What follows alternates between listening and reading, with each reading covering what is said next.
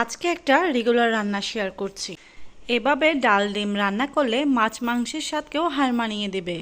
নতুনদের জন্য এই রান্নাটা অনেক কাজে আসবে। ব্যাচেলাররাও চাইলে এই রান্নাটা ট্রাই করতে পারে। ডাল দিয়ে ডিমটা এভাবে রান্না করলে ভাত বা রুটির সাথে পরিবেশন করা যাবে। আজকে ডাল ডিম রান্নার জন্য 1 কাপ পরিমাণ মসুরের ডাল নিয়েছি। প্রথমে হচ্ছে ডালটাকে ধুয়ে নিতে হবে। ডালটা আমি পানি চেঞ্জ করে বারবার ধুয়ে নিয়েছি।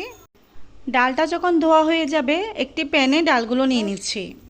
এই ডালের উপর এখন একটা বড় সাইজের পেঁয়াজ কুচি দিয়ে দিচ্ছি, একটু মোটা করে কাটা।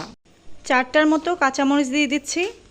এখন দিয়ে দিচ্ছি হাফ চা চামচ লবণ, হাফ চা চামচ মরিচের গুঁড়া, হাফ চা চামচ হলুদের গুঁড়া, দিয়ে দিচ্ছি হাফ চা চামচ রসুন বাটা, আরও দিচ্ছি হাফ চা চামচ ভাজা জিরার গুঁড়া, দিয়ে দিচ্ছি 1 টেবিল চামচ রান্নার তেল।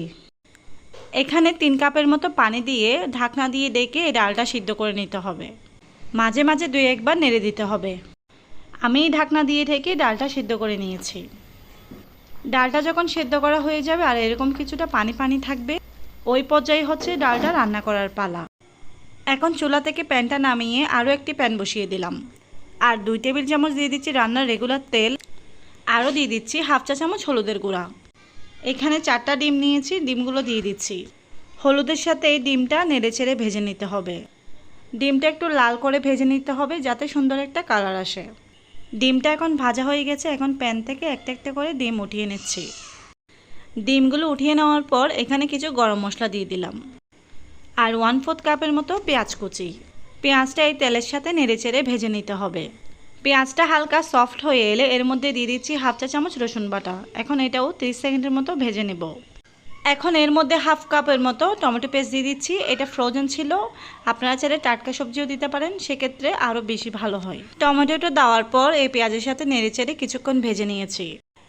এখন হাফ চা চামচ মরিচের গুঁড়া আর হাফ চা চামচ দিয়ে দিচ্ছি ধনিয়ার গুঁড়া, 1/4 চা চামচ জিরার গুঁড়া দিয়ে একটু পানি দিয়ে মশলাগুলো টমেটোর সাথে একটু ভালো করে কষিয়ে নেব। স্বাদ মতো লবণ দিয়ে দিয়েছি। এখন মশলাগুলো আমার কষিয়ে নেওয়া হয়ে গিয়েছে। আমরা যে ডালটা আগে থেকে সিদ্ধ করে রেখেছিলাম এখন এটা দিয়ে দিচ্ছি। ডালটা দেওয়ার পর নেড়েচেড়ে মিশিয়ে নিচ্ছি। মেশানো হয়ে গেলে ভেজে নেওয়া ডিমগুলো দিয়ে দিচ্ছি। ডিমগুলো দিয়ে আরও মিনিট 5-এর মতো রান্না করতে হবে।